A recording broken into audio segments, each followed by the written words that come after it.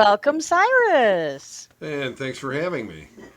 Cyrus is going to be one of 56 authors that is going to be at the Festival of Books and Creativity in Novi, Michigan at the end of June. We're going to have nearly 300 titles, lots of books, and about 46 genres. So, Cyrus, tell us about the book titles that you're bringing. Well, I always kind of get nervous when people tell me, ask me, tell me about your book because there are wrinkles in here that I don't want to reveal. Of This right course. here, right, this right here is my first novel. Okay. It's Becoming Nadia, and it actually won the Epic Award in 2012 for Best Thriller, which Nice. I was absolutely geeked about. I Mhm. actually have, And you should be. said shiny That is little awesome. award right there. I Mhm. received that in San Antonio, Texas, Ooh. at the Epic convention, back Mhm. when Epic was still a thing, the Electronic Publishing Industry Coalition. So Ah. there were over 1,000 entries that year for just for the thriller category, Oh, and wow. it came right on down to me and four others for the Mhm. finalists, and I squeaked her out. That is awesome. So yes, it's actually started as a nightmare that I had in 2007. I woke up in a cold sweat and said, "Hey, I think I need to write this down." Okay. And I've been a storyteller for churches and Boy Scout groups for years, and Hmm. so I took my storytelling skills and discovered that storytelling and writing are two entirely different things. So Well, one's verbal, one's written, so there's that. that's true, and it's really a matter of I can be theatrical when I'm telling a story. Mhm. I can put in actions. I can change voices, and people know that I'm different voices, different Mhm. characters, different things like this. When all you have is words on a paper, you've got to open up a whole new toolbox, and I found that out with the critique group that I've ended up with, Mhm. and ran that one through the mill there, got it sharpened up, and I got picked up by a small publishing house out of Montreal for Oh. some time, and then I don't know if you're familiar with Leah Skeezis. Mm-mm. She is one of the best friends an independent author could possibly have. She Oh, believes good. in She's very promotional, if you know what I mean. Mhm. But she fell on some health issues and had to close her shop, so I got all my rights back for all my books, and I've been pretty much on my own ever since. Mm. But I've still got her support. She's volunteered to continue on as my editor, and I do enjoy having her as, Oh. oh, this lady is good. Nice. So whether she's got her shingle out for others, I can't testify to that, but you make a few contacts here and there. Exactly. So anyway, yes, Becoming Nadia was the first novel, and Mhm. then I thought the story was all told at the end of that one, but then the characters decided otherwise. They wouldn't shut up. They were in your So, head. oh yeah, indeed, indeed. One in particular that kind of stepped forward and kind of became a surprise in herself, and I didn't even realize her story arc until halfway through, and that is this one here, Unalive, which is book two. Oh. Uh, my character Jenna Payne stepped up and kind of created her own storyline and folded right into the rest of it, and boy, did that take off. Um, Hopefully, I didn't just blank out there because I did on Nope. my end. Okay, and I'm over here reaching for some more. I've only got a couple of more here. My third one, Ooh. actually, Nadia's story arc carries out its finale in Critical Mass.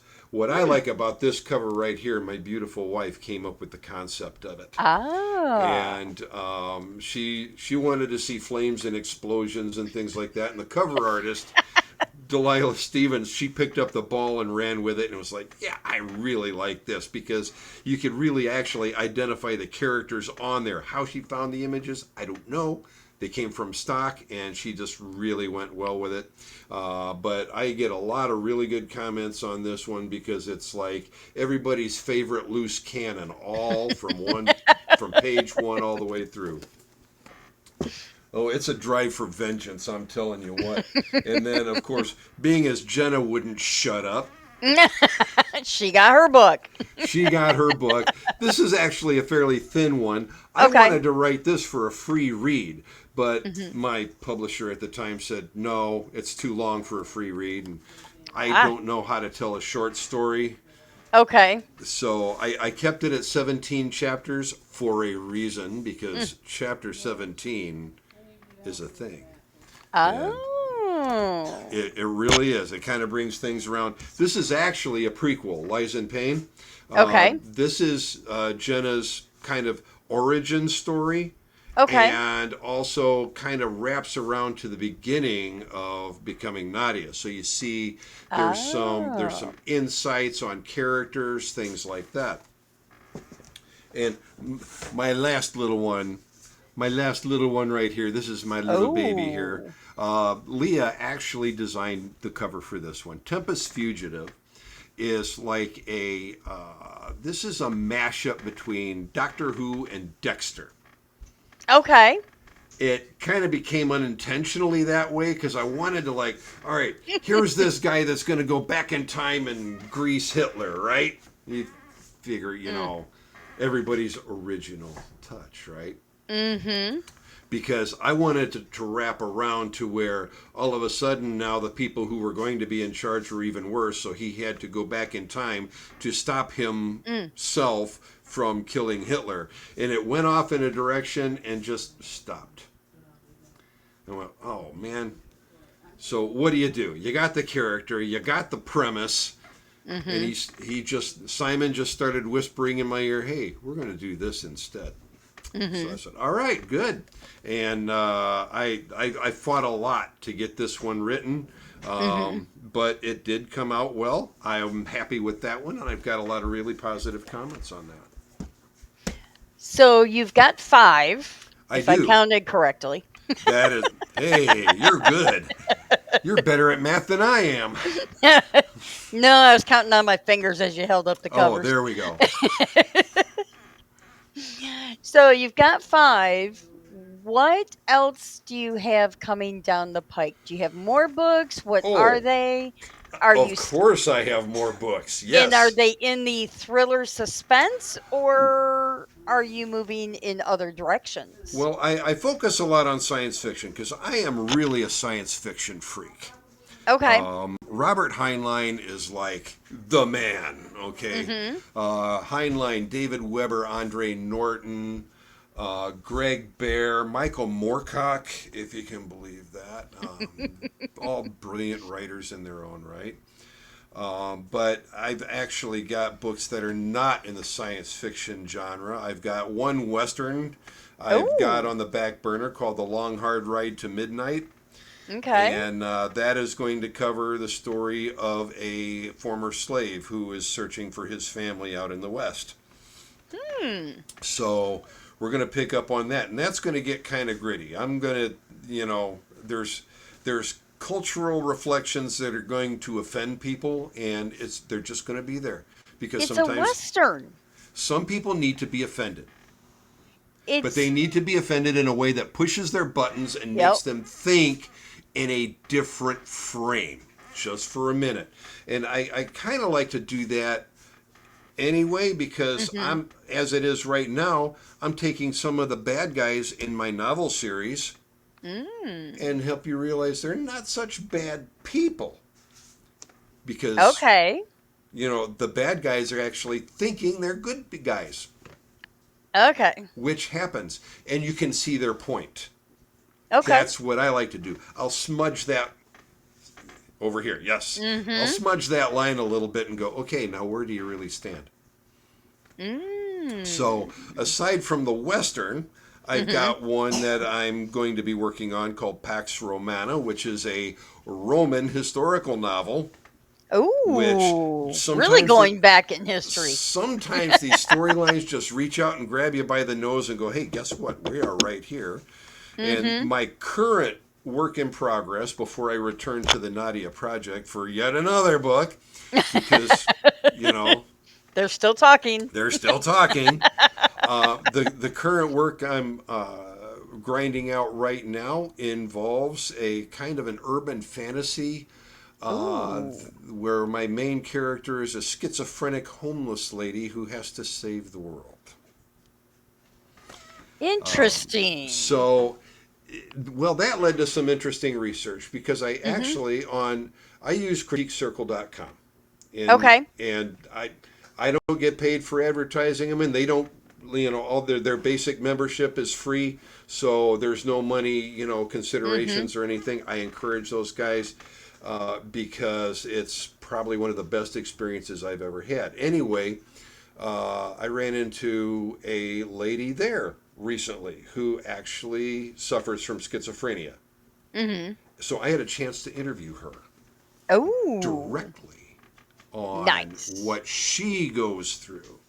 And I said, well, you know what? Schizophrenia isn't enough by itself. We'll add a little touch of psychosis too, just to just to make it interesting for my main character. Because if somebody's not suffering, you're not doing your job, right? That's true. Because getting through the suffering is what Mm-hmm. your readers connect with. So That is true. They do that. I'm bringing this whole urban fantasy with otherkin and skinwalkers and a schizophrenic lady who doesn't know whether she's hallucinating or not, and Wow. throwing things in there. And it came to me in a title. The working title is Hush Little Baby. And you think, all right, here's an interesting little innocent title. Mm-hmm. What can I do to really make this terrifying? Got it. So I'm not a horror writer by any stretch. Right. So we put my own particular idiom into it and make it a Mm-hmm. thriller. And Okay. so far it's coming along pretty good. So when is your next book coming out? That is a really good question because I'm about 40% through the manuscript, Mm-hmm. and my first novel I knocked the rough draft out in 55 days. Wow. Every book since then has been a real, Mm-hmm. it's like, okay, guess what? You're a writer now. Let's learn about work. So Yep. so yeah, it's grinding along. I've got Mm-hmm. people waiting for it, and it's coming, but I can't tell you when right now. I hope to have it finished by next year. Okay. So possibly 2026. I would love for it to come out in 2026. Okay. So what got you writing in general? You'd mentioned about the nightmare. Were you writing before that, or is that kind of the catalyst? I was writing before that, Mm-hmm. and I had, I've probably got about three projects that I started and trashed because number one, I didn't know what I was doing. Number two, Mm-hmm. didn't really know where to go with it. I've been a voracious reader. I taught myself to read at 4. Oh wow. So I started reading Heinlein when I was 4 years old. And so, I will read a dictionary. I will read the phone book. I will read brochures, whatever presents itself in front of me. You Uh, used to sit and read the cereal box I bought. I did every word down to the ingredients. I did all the mazes on the backs. Mm-hmm. So if there were, album covers, Okay. if there were lyrics in the album covers, and Oh, yes, and you there were. yeah, oh yeah, oh yeah, I wanted them to be there Mm-hmm. because to me words always meant things. I want words to mean things.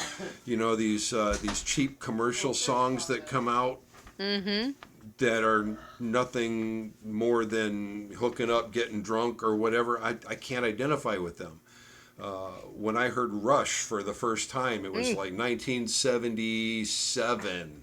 It was mhm. their first live album. I could not believe not only was there three guys that made this incredible amount of sound, Mhm. but the words meant stuff. Oh yeah. And back in the day, they used to make when they made cassettes, you could get all the you open the cassette open and you got all of the lyrics that tumbled out. Yup.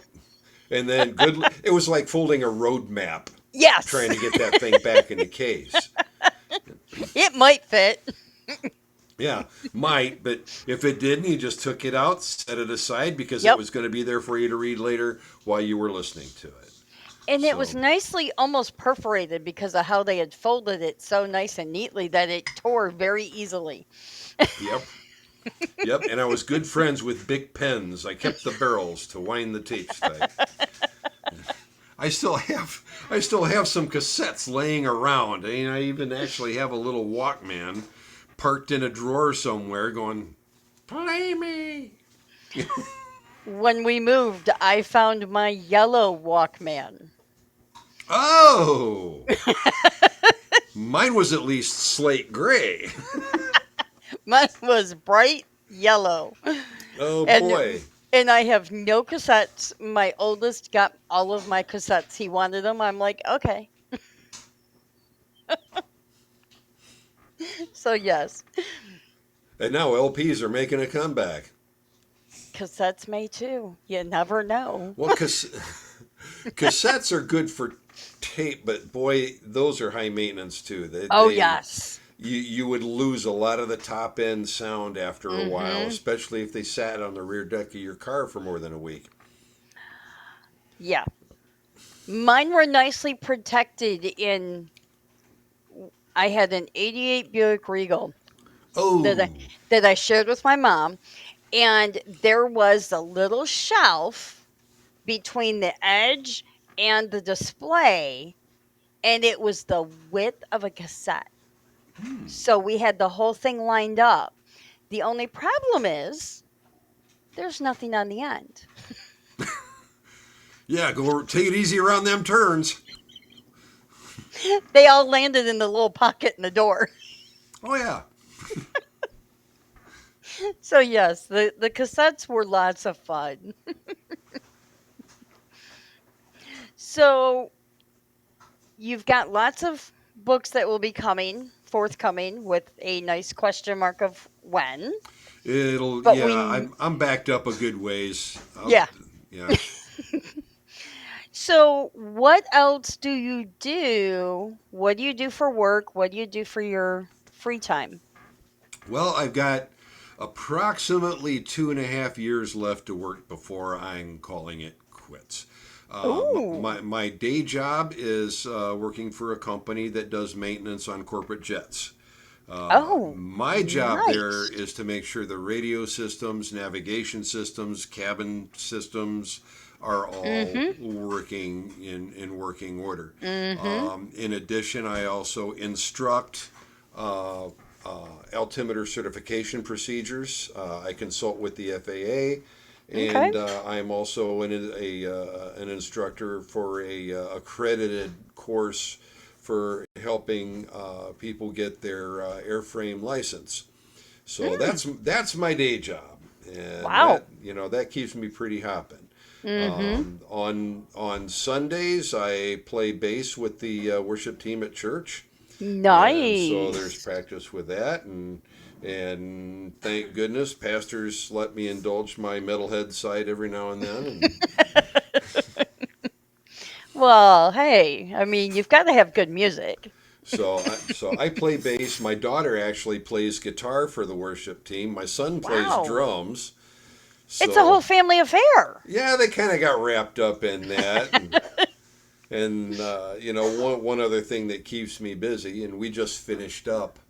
Uh, I'm involved with community theater here in Oh. the little village where we're at. So the owner of the building has discovered this is a Quonset hut theater. So Okay. in 1947, this place was bought military surplus Mhm. and found out there was 97 of these things sold after World War II as Oh, wow. surplus Quonset huts that were converted into movie houses or stage theaters. So this Hmm. place got sold and turned into a movie house called the Ritz until like the 1960s, and then it kind of swapped off. It was a furniture store, tanning salon. It was a little restaurant. It was this. It was that. And then this one of the guys from the community got he's always been passionate about theater. Mhm. He wanted to bring a particular production to the stage, and so he bought the place single handedly, pretty much gutted it and Oh, built it wow. up into this gorgeous little performance theater. Hmm. So about the year that he started it, I kind of came alongside with him because I started drama in middle school, Mhm. doing Monty Python sketches for the variety show, the Those clean are ones, always okay, fun. the clean ones. There Um, were? Oh. Once we got done with it, yeah, we kind of Oh, adjusted. oh, We okay. adjusted the script a little bit. So my wife and I were doing church drama for Mhm. some years. And when this theater opened up, the kids all said, "That looks like fun." Okay, so then the whole family once again got jumped in. We just finished up a comedy that I highly recommend. It's called Drinking Habits by Tom Smith. Okay. The script, if you check that out, it's adorable. There is Mhm. some really great physical comedy in there. We broke audiences for Nice. the entire run of the show. So I kind of direct, and when needed, I fill in on stage and fill in behind the scenes. Mhm. Excuse me. So yeah, between theater and church band and day job and writing and messing around in the shop I got outside, I like working with wood. Okay. I don't have a whole lot of free time, but I think you filled up the entire week. yeah, there's 168 hours in a week, and I'm pretty much busy every single one of those. So Awesome. there do come stretches where I don't put a single word on the screen, Mhm. but then I have these spurts where I can knock out 4 or 5 100 words at a time and make things go on. And I think that's what slowed me down. I think I need to kind of moderate. So, like I said, in a couple of years, I'm going to be walking away from aviation because, look at me. I'm getting a little bit too old and too fat to be crawling around in some of the corners that on these airplanes that I need to get into. So where are you located at? Are you in? We're south of Battle Creek, a little, Okay. a little village called Athens. Oh, okay. So small town coming up to Novi to be in and amongst 56 authors. Plus, we have some vendors, and this is going to be a fun day. Um, and I'm looking forward to it. We finished up over on the opposite side of the state mhm. in Grand Haven. Oh, yes. The spring event over there. We Mhm. were we were scattered around the downtown with about 50 or so other authors, and boy, that was actually a blast. I shared a store with another author, and we just kept Mhm. funneling people back and forth at each other, and That's always fun to do. and it was really a fun event. We have a blast with that. Well, So this one we're going to be a little closer together than that one because we're all going to be outside. We're going to be right in the middle of the 12-mile crossing at Fountain Walk, which is right in the middle of some restaurants, the Imagine Theater.